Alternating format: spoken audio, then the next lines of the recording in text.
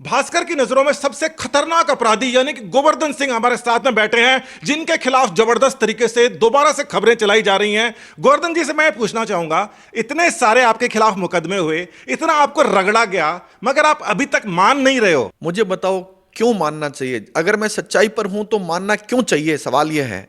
और दर्द असली यह है कि आज से 4 दिन पहले हाईकोर्ट जोधपुर ने दैनिक भास्कर के मालिक सुधीर अग्रवाल को नोटिस इशू किया है कि तुम्हारे खिलाफ जो पोक्सो का मुकदमा है, इसको सीबीआई को क्यों नहीं भेजा जाए। भास्कर के जो मालिक हैं, जो संपादक हैं, वो उनके ऊपर पॉक्सो के बहुत सारे मुकदमे हैं और वो आए दिन जो बच्चे हैं उनके पेरेंट्स आपके साथ में मिलते रहते हैं और आप उनके खिलाफ कहीं ना कहीं से पॉक्सो के मुकदमे दर्ज कराते रहते हैं। अब इतने बड़े रईस आदमी है, इतना पैसा कमा लिया, कुछ ना कुछ तो करेगा ही ना आदमी। देखो सर, सवाल यह है कि पोक्सो का अपराध कहीं पर घटता है तो कानून में लिखा हुआ है कि मेरी नहीं, आपकी भी, पुलिस वाले की भी, जज की जिम्मेदारी है कि उसकी एफआईआर भी दर्ज हो, कानूनी कार्रवाई भी हो, सारी चीजें कानून में लिखी है। और अगर मैं या आप या कोई व्यक्ति कानूनी कार्रवाई नहीं कराएगा तो उसके खिलाफ भी पोक्सो की कार्रवाई बनती है। मैं आपसे ये कहना चाह रहा हूं कि भास्कर समूह जो है वो असल के अंदर एक बिजनेस समूह है। बहुत सारे खदान के ये वो काफी सारे उनके कारनामे हैं, पत्रकारिता भी कर लेते हैं, मगर इनके साथ में उनको सरकार के ऊपर दबाव बनाना पड़ता है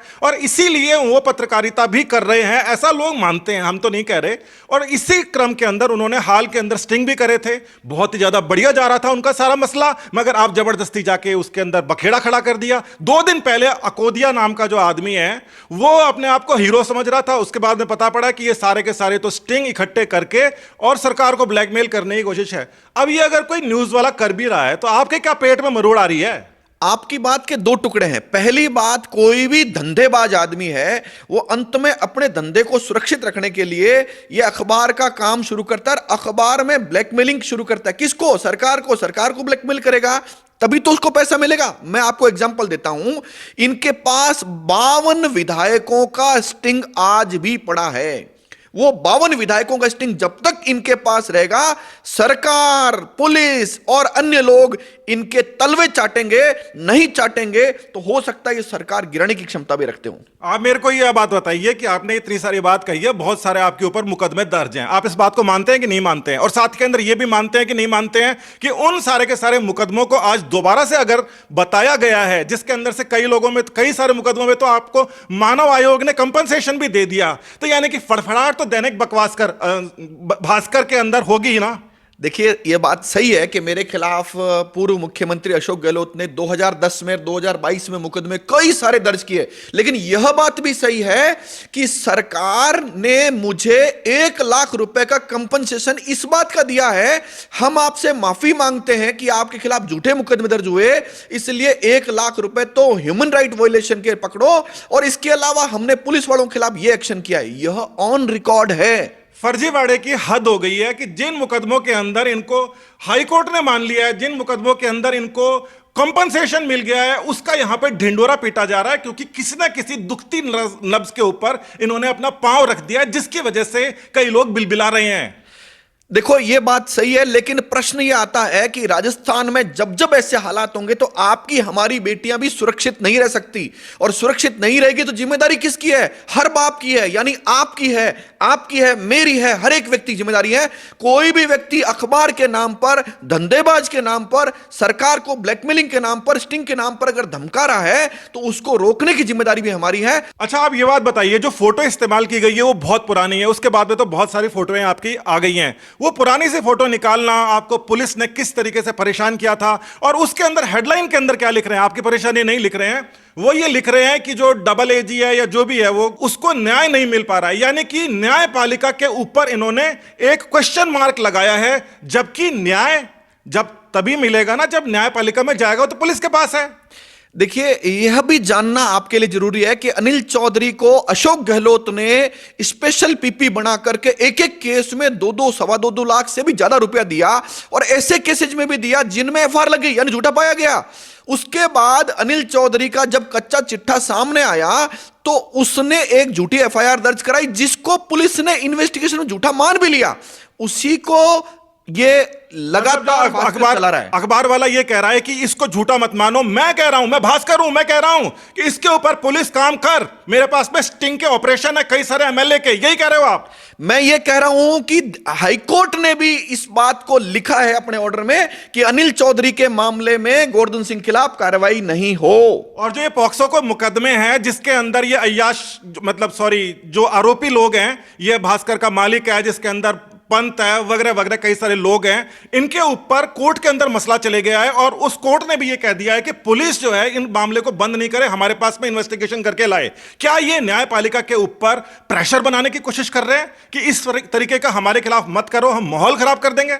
यहां यह बात बताने की जरूरत है कि एक पोक्सो कोर्ट ने इनके खिलाफ इस बात का भी एफआईआर दर्ज कराया है कि तुमने गवाहों को धमकाने के लिए झूठी खबर चलाई थी। इस बात का भी मुकदमा इनके खिलाफ एफआईआर है। पॉक्सो का मुकदमा इनके खिलाफ, झूठी खबर चलाने के लिए कोर्ट का संज्ञान इनके खिलाफ, पुलिस को धमकाने का जो है आरोप है इनके खिलाफ, कई सारे स्टिंग करके सरकार को काबू में करके अपने ऊपर कार्रवाई नहीं कर देने का मुकदमा इनके खिलाफ और आरोप है, सॉरी, ये सारे के सारे आरोप है और कुछ तो मुकदमे भी हैं। इसके बाद में उस अखबार के अंदर आप लोग खबरों को पढ़ते हैं और वो उसको इस्तेमाल करता है किसी के खिलाफ, किसी के इमेज खराब करने के खिलाफ। देखिए, आजकल अखबार तो घरों में जाना बंद हो गया, अब धंधा ही ब्लैकमेलिंग का बचा है, क्योंकि इसके बिना काम चलेगा नहीं। आपको मैं एग्जांपल देता हूं, जिस दिन इन्होंने स्टिंग किया दूसरे ही दिन एक एडिशन में इनके पास 19 पेज के विज्ञापन, जिसमें ज्यादातर फुल पेज ही थे, वो मिल गए। तो मुझे बताइए, एमएलए को धमकाएंगे और उसके बाद ये ले लेंगे, क्योंकि अब पुलिस भी दबाव में, सरकार भी दबाव में। अच्छा, ये तो बताइए, एक मसला था जिसके अंदर केवल मालिक और जो ये इनका नेशनल एडिटर ही नहीं है, दो और भी पत्रकार उसके अंदर शामिल हैं। एक तो अरविंद शर्मा है और एक किरण राजपुरोहित हैं। मतलब ये इतने सारे चार लोग मिलकर एक पॉक्सो का एक अपराध कर रहे हैं, इनको शर्म नहीं आती? इसी केस में तो इनके और मुझे ये भी बताओ कि जब इनके बच्चे बड़े होंगे उनको ये पता पड़ेगा कि उनके घर वालों ने क्या किया है, किस बात का आरोप था, किसके ऊपर उनका मुकदमा दर्ज किया, तो क्या सोचेंगे वो? देखिए, इन चारों के खिलाफ पोक्सो एक्ट में मुकदमा पाली में दर्ज हुआ था। उसी केस में हाईकोर्ट ने इनको नोटिस इशू किया कि सीबीआई क्यों नहीं भेजने। सवाल यह आता है कि ये किसी की भी इज्जत के साथ खिलवाड़ कर लें। और उसके बाद के अंदर मैं ये भी जानना चाह रहा हूं, वो बोल रहे हैं न्याय व्यवस्था नहीं है। भजनलाल जी उनके साथ के अंदर मंच शेयर कर रहे हैं, वो सरेआम जाके बोल रहे हैं मेरे खिलाफ 10-10 पॉक्सो के मुकदमे हैं, मेरा नाम पंत है, मेरा क्या बिगाड़ सकते हो तुम? देखिए, भजनलाल जी ने अपने साथ अपने सोशल मीडिया प्लेटफॉर्म पर इस पोक्सो के आरोपी का फोटो डाला। वो फोटो हमने हाईकोर्ट को दिखाया और ये कहा कि अब आप बताइए यहां पर इन्वेस्टिगेशन सही कैसे होगा? ये भी तो बताओ ना साथ के अंदर कि सरेआम है ना, दूसरे मीडिया के अंदर जाकर बोल रहा है कि मेरे ऊपर 10-10 ये इतने सारे मुकदमे दर्ज है, मेरा कोई कुछ नहीं बिगाड़ पा रहा। क्या ये गिरोह बन चुका है मीडिया का? ये चोट है, ये चोट है कानून व्यवस्था पर, पुलिस पर, सरकार पर, जो जेएलएफ के कार्यक्रम में मंच पर बैठकर खुलेआम कह रहा है कि मेरे खिलाफ 10-10 पोक्सो केस है और फिर भी मैं यहां आराम से बैठा हूं। ये वर्ड है, कोई कुछ नहीं बिगाड़ सकता अगर आप मीडिया के अंदर बड़े ऊपर वाली पोजीशन के अंदर हैं और ऐसे ऐसे घृणित आप अपराध करते हो जिनका नाम है पॉक्सो। और वो पॉक्सो के वाले जो मुल्जिम होते हैं, अगर आप में से किसी के ऊपर कोई फर्जी आरोप भी लग जाए ना, पुलिस उठा के ले जाएगी रातों रात, पता भी नहीं पड़ेगा, सब जगह बदनामी करेंगे। और ये क्या कर रहे हैं, ये खुद बोल रहे हैं मेरे ऊपर 10-10 मारपीट के नहीं, पॉक्सो के मुकदमे दर्ज हैं। दुर्भाग्य है, लेकिन अब दृश्य बदलेगा। दृश्य कौन बदलेगा बताता हूं आपको। वकील बदलेंगे, जो राजस्थान में 1 लाख वकील है, लॉ स्टूडेंट बदलेंगे, जागरूक नागरिक बदलेंगे, पत्रकार जो सोशल मीडिया पर काम कर रहे हैं, जो इन सेठों की नौकरी नहीं कर रहे हैं, वो बदलेंगे। इसके अलावा हर एक नागरिक अपनी अपनी क्षमता अनुसार इस दृश्य को बदलेगा। एक इतना बड़ा भारी अखबार, मतलब पैसे वाला है, बाकी तो क्या भारी है वो आपके खिलाफ इस तरीके से उतर जाएगा। और इस दिन का केवल हम वेट ही कर रहे थे कि कब वो दिन हो, और आज वो दिन आ गया। देखिए, मेरे खिलाफ दैनिक भास्कर आज से पूर्व 72 खबरें फ्रंट पेज पर फोटो समेत हर एडिशन में छाप चुका है।